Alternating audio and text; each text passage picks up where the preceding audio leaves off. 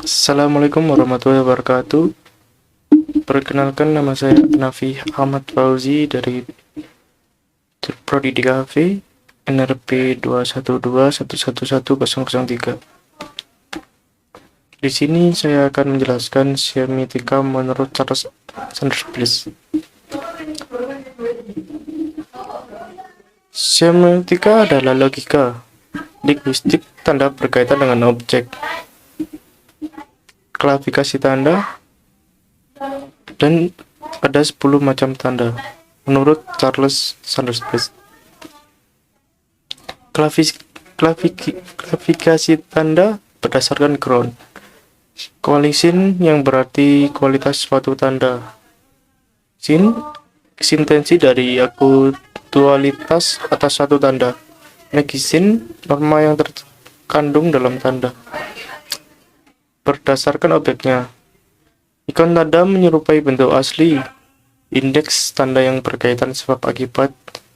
Simbol tanda yang berkaitan dengan penandanya.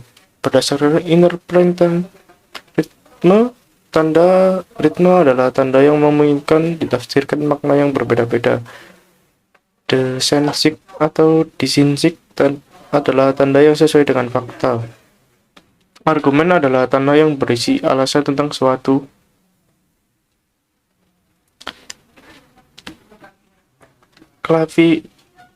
Adapun ada juga 10 macam tanda. Berdasarkan klasifikasi 10 tanda, koalinsik adalah kualitas dari suatu tanda. Ikonsik adalah kemiripan tanda. Tematik adalah indeksikal singkat tanda yang berkaitan dengan pengalaman. Desain legislation adalah perintah atau larangan. Desensik merujuk pada informasi. Ligmatic indeksial tanda adalah tanda yang merujuk objek tertentu. Ligmatic simbol adalah tanda yang merujuk pada objeknya dengan disepakati. Desensik simbol adalah tanda yang secara langsung menghubungkan objeknya dengan penangkapan otak. Argumen adalah tanda yang dari hasil berpikir. Itu adalah contoh beta konsep menurut Charles Sanders Peirce. Berikutnya adalah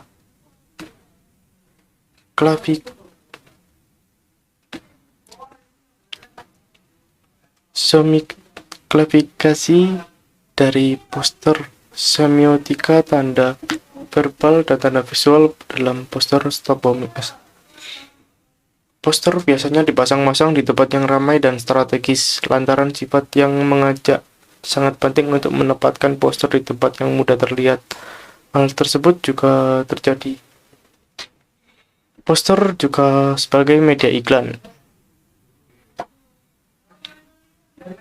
Secara khusus, tujuan poster dapat disesuaikan dengan kemampuan kepentingan pembuat yang beragam, bisa karena tujuan komersil, informasi publik, tujuan kemanusiaan, atau lainnya.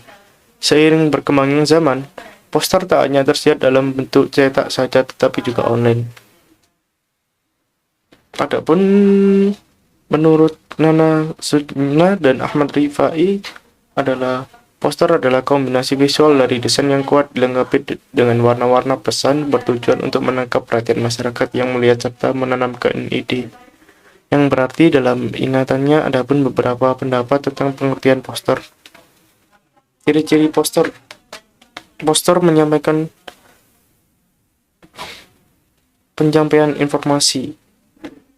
1. Langsung menarik perhatian ketika terlihat orang, menggunakan bahasa yang padat, singkat, jelas, dan mudah dipahami, mengandung kalimat-kalimat persuasif atau bersifat ajakan, menggunakan gambar sketsa, lukisan, dan perpaduan warna. Dapat meninggalkan kesan meski dibaca sambil berlalu. Isi tidak bertele-tele. Dipasang pada permukaan yang rata dan di lokasi strategis atau di tempat umum. Terdiri dari huruf, angka, simbol, dan gambar, atau perkombinasiannya lainnya. Tujuan poster diantaranya adalah masyarakat mengetahui tentang kegiatan atau acara yang dilaksanakan, menjadikan produk jasa kita kenal atau digunakan. mengingatkan masyarakat tentang hal yang seharusnya dilakukan, mengingatkan masyarakat agar terhindar hal-hal yang merugikan diri diri sendiri dan orang lain. Fungsi poster untuk menyampaikan informasi, media promosi barang ataupun jasa, sarana bagi para desainer grafis untuk berkreativitas. Jenis poster berdasarkan isi. Satu, poster niaga, poster yang dibuat dengan tujuan untuk menawarkan barang atau jasa. Poster layanan masyarakat atau poster yang memuat informasi untuk mengedukasi masyarakat secara umum tentang satu hal.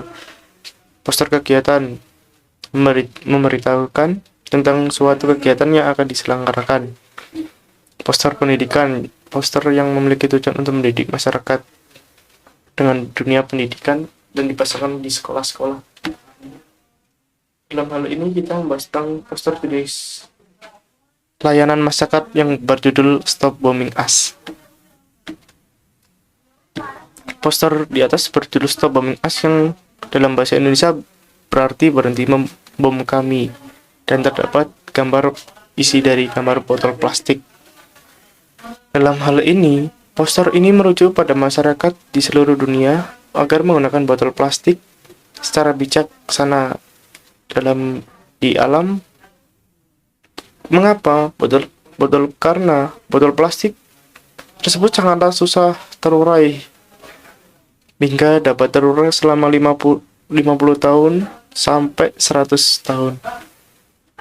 Poster di atas juga terdapat gambar sebuah pulau dan lautan yang menandakan bahwa botol plastik sangatlah banyak dijumpai di daerah pulau ataupun lautan, hingga dapat merusak lingkungan di daerah tersebut. Dalam poster tersebut terdapat kata every years from plastic, yang berarti setiap tahun 1,5 juta burung, ikan, kura-kura mati karena sampah plastik di lautan tersebut. Kata-kata tersebut menunjukkan bahwa sampah di botol itu terdampak buruk bagi lingkungan di lautan ataupun di pulau yang membunuh hewan di sana. Dan juga terdapat kata Greenpeace yang artinya perdamaian hijau.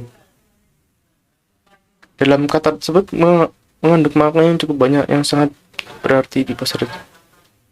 Menuju agar kita selalu menjaga alam dari sampah botol plastik, memberitahu agar jangan membuang sampah plastik sembarangan, memberitahu agar kita dapat dihasilkan dari dampak yang dihasilkan dari botol tersebut, memberitahukan agar kita lebih bijak menggunakan sampah botol plastik. Pembahasan font dari poster tersebut, Stop Bombing Us menggunakan font Kimi Design, yaitu font Evart, font 1864 medium inline. Font kata every years 1,5 million fish and turtles from plastic debris in the sea menggunakan font Wizards Design, yaitu font Slam extra bold. Dalam arti bold ini menuju pada kata yang tepat atau yang sangat mendalam. Font Greenpeace menggunakan font dari Aurotip, yaitu font Turbino Hand. Pembahasan detail tanda dari poster Stop Bombing Us. Terdapat tulisan dalam bahasa Jepang yang menandakan poster tersebut dibuat di desainer Jepang atau menunjukkan sesuatu yang terjadi di Jepang. Terdapat gambar bintang 4 yang menandakan bahwa kondisi sangatlah berbahaya. Jika terdapat gambar kaca besi menandakan agar pembaca dapat mengevaluasi diri sendiri dari pencegahan sampah plastik. Terdapat gambar lautan pulau menandakan poster tersebut terjadi di daerah pulau atau lautan. Terdapat spanduk besi yang menandakan bahwa poster tersebut harus ditunjukkan ke semua orang. Kesimpulan, tulisan dalam pengajian poster ini sangatlah jelas bahwa terdapat pesan yang harus digerakkan di seluruh dunia agar menjaga sampah botol tersebut, dan kita lebih tahu dampak dari bahaya sampah non-organik, yaitu sampah botol.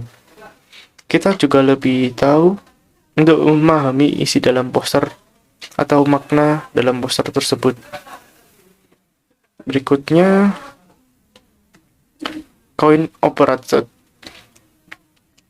menganalisis film pendek. Pada scan awal dari film berjudul Coin Operated ini menunjukkan tingkah laku anak kecil yang sedang berimajinasi terbang, bermain roket yang dimiliki dengan sangat gembira. Dunia anak adalah dunia yang penuh kejutan, dunia bermain yang akan cetus-cetusan imajinasi anak dalam bungkus ekspresi yang demikian jujur dan alami serta menakjubkan. Imajinasi anak ini berkembang seiring dengan berkembang menjadi sarana baik bagi anak untuk belajar, memahami realitas keberadaan dirinya, dan juga lingkungannya. Kemampuan imajinasi anak ini merupakan bagian dari aktivitas otak kanan yang bermanfaat untuk kecerdasannya.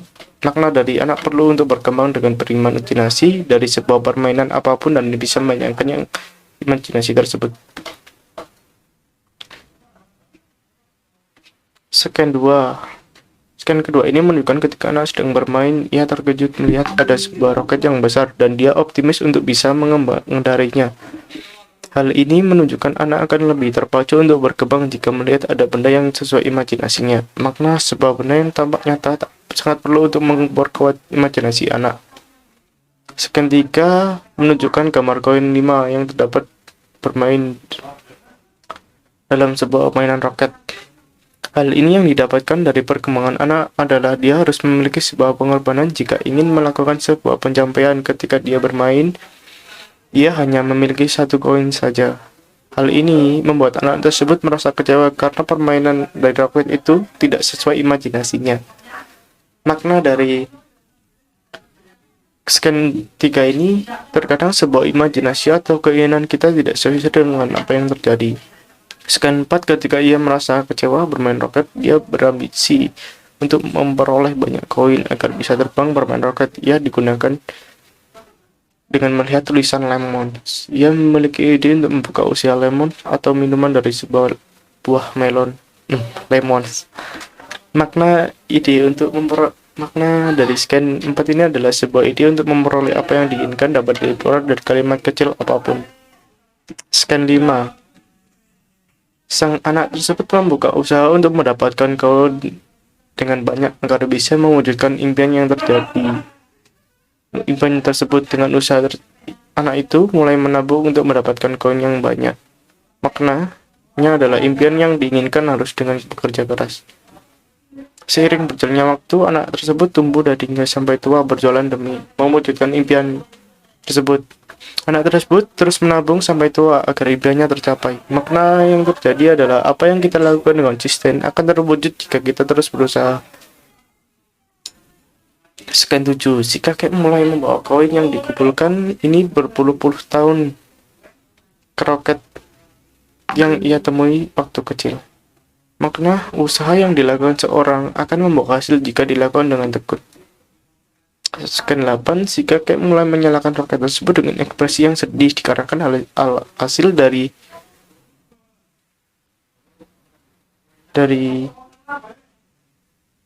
pencapaiannya selama ini akan terwujud.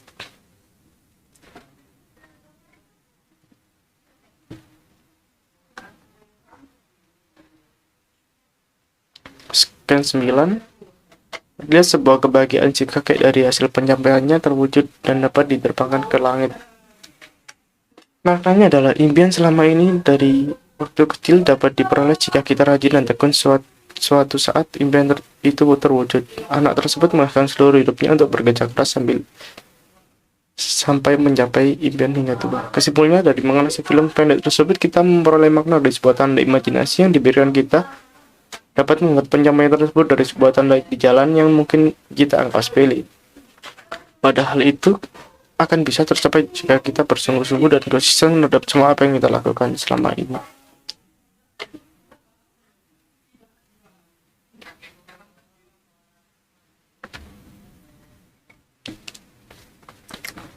Kita menganalisis Candi Jago. Menurut kitab Negara Kertagama Pupuh dan Paraton, Candi Jago sebenarnya berasal dari kata Jajago yang didirikan pada masa kerajaan Singasari untuk abad ke-13. Jajago yang artinya adalah keagungan merupakan istilah yang digunakan untuk menyebut tempat suci. Candi ini berlokasi di Dusun Jago, Desa Tumpang, Kecamatan Tumpang, Kabupaten Malang, Jawa Timur. Candi Jago berlatar agama Buddha Taryana. Salah satu ciri dari agama Buddha Taryana adalah arcana yang berbentuk amok basa, bentuk tatris, dan awalakoteswara disertai pengiring-pengiringnya. Arca tersebut merupakan arca dari perwujudan dari Raja keempat Singasari yang bernama Raja Wisnuwardana yang meninggal tahun 1190 Saka atau 1280 Masehi. Candi ini cukup unik karena bagian atasnya tersisa sebagian dan menurut cerita setempat karena tersambar seperti relief Kunja karena adalah pancatara terdapat ditemui di candi ini. Secara keseluruhan bangunan candi ini tersusun atas bahan batu andesit. Menganalisis gambar relief kambing di Candi Jago. Dalam analisis ini, gambar tersebut terdapat di pojok, di sudut pojok tangga candi. Jika kita menaiki candi, di bagian sudut pojok kiri akan melihat gambar tersebut.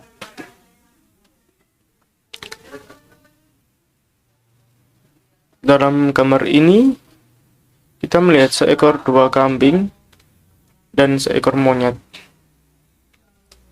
Dalam gambar tersebut, menurut Gawayan Sambona, seorang Asambodo, seorang arkeolog tim ahli cagar budaya Temanggung menguasai aksara Jawa kuno. Adalah seorang kambing betina Sima Saba dan anaknya Wing Sali yang pergi ke hutan.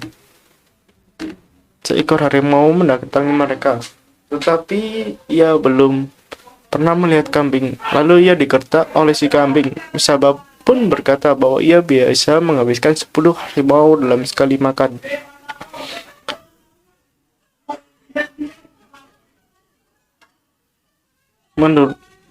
Mendengar hal itu, si kera pun memberitahu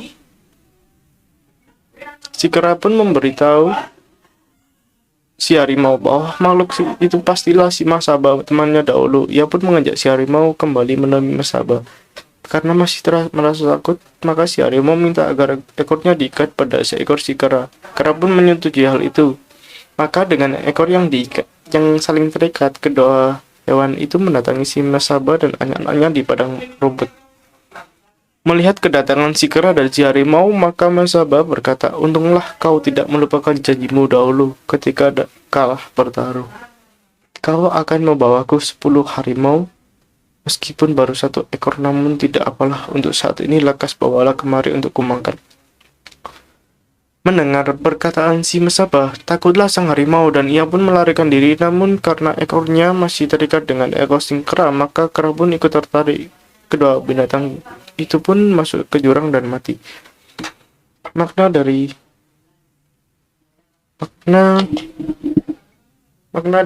yang kita pelajari dari kisah tersebut atau candi relief tersebut, 2 ekor kera kambing, dua ekor kambing, kera, dan harimau tersebut adalah